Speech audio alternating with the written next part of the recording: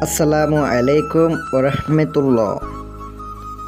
সুপ্রিয় দর্শক, আশা করি আল্লাহ রাব্বুল আলামিনের অশেষ মেহেরবানিতে ও দয়ায় আপনারা সবাই ভালো আছেন।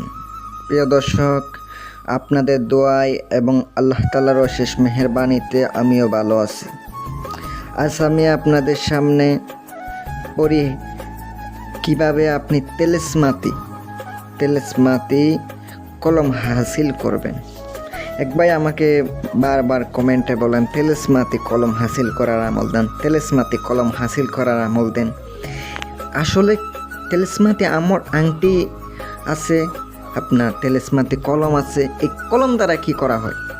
কলম দ্বারা করা হয় যদি আপনি কোনো উদ্দেশ্য লিখেন, যদি কোনো তাবিজ অথবা কোনো নকশা লিখেন, আপনার যে কোনো উদ্দেশ্যে কাজ করেন, অথবা ধরেন আপনি পরীক্ষার জন্য আপনি তেলেসমাতি কলম লাগবে, পরীক্ষা দেওয়ার জন্য যদি ওই তেলেসমাতি কলম দিয়ে যদি লিখেন, পরীক্ষার মধ্যে ইনশাল্লাহ পাস হইতে পারবেন, পরীক্ষার মধ্যে আপনি সফল হইতে পারবেন।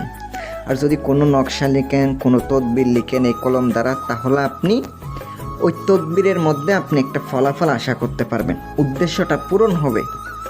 অনেকে মনে করে যে কি এই তেলেসমাতি কলম দ্বারা আমি একটা বাড়ি লিখব, ওই বাড়িটা হয়ে যাবে, আমি টাকা লিখব, টাকা হয়ে যাবে। এমন কোনো কিছু হয় না। ওই কলমের মাধ্যমে এমন কিছু হয় না যে আপনি অসাধ্যকে সাধন করতে পারবেন। আর আমি আপনাদেরকে যা বলছি তাই করলে তাই ফলাফল পাবেন, অন্য কোনো কিছু আশা করলে অন্য কোনো কিছু পাবেন না ভাই।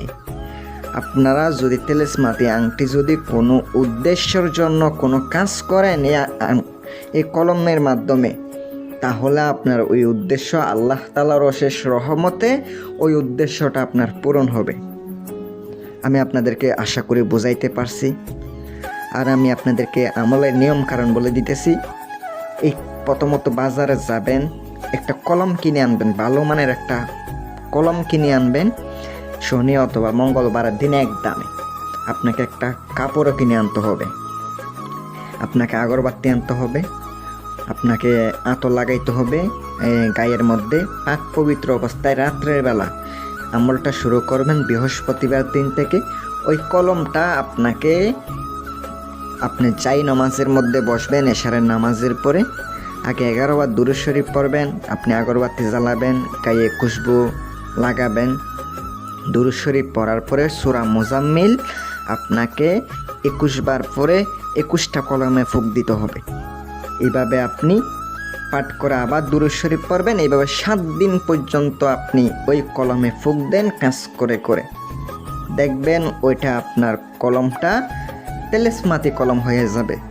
এই কলমের মাধ্যমে যদি আপনি পরীক্ষা দিতে যান, আলহামদুলিল্লাহ অবশ্যই সফল হবেন। আর যদি এই কলমের মাধ্যমে কোনো তদবির লেখেন, ওই তদবিরে কাজ করবে। এটারে বলে তেলেসমাতি কলম। অনেকে মনে করেন যে কি এই কলম আমার কাছে থাকবে, দুনিয়ার সব কিছু আমি পেয়ে যাব। এমন কোনো দিন কোনো কিছু হয় না।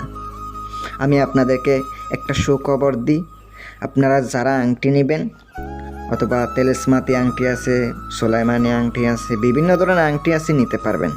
আর এমন না যে আংটির মাধ্যমে আপনি যা বলবেন সাথে সাথে আপনার সামনে হাজির হয়ে যাবে, এমন না। ওই আংটির মাধ্যমে আপনি আমল করতে পারবেন, তদবির করতে পারবেন, একটা আপনার শক্তি থাকবে, আর বিভিন্ন ধরনের সাধন করতে পারবেন। আশা করি আপনারা বুঝতে পারছেন। সকলে ভালো থাকবেন, দোয়া রইল। যদি কথার মধ্যে ভুল ত্রুটি হয়ে থাকে ক্ষমা দৃষ্টিতে দেখবেন। সকলে সুস্বাস্থ্য কামনায় করি আমি এখানে বিদায় নিচ্ছি। আসসালামু আলাইকুম ওয়া রাহমাতুল্লাহ।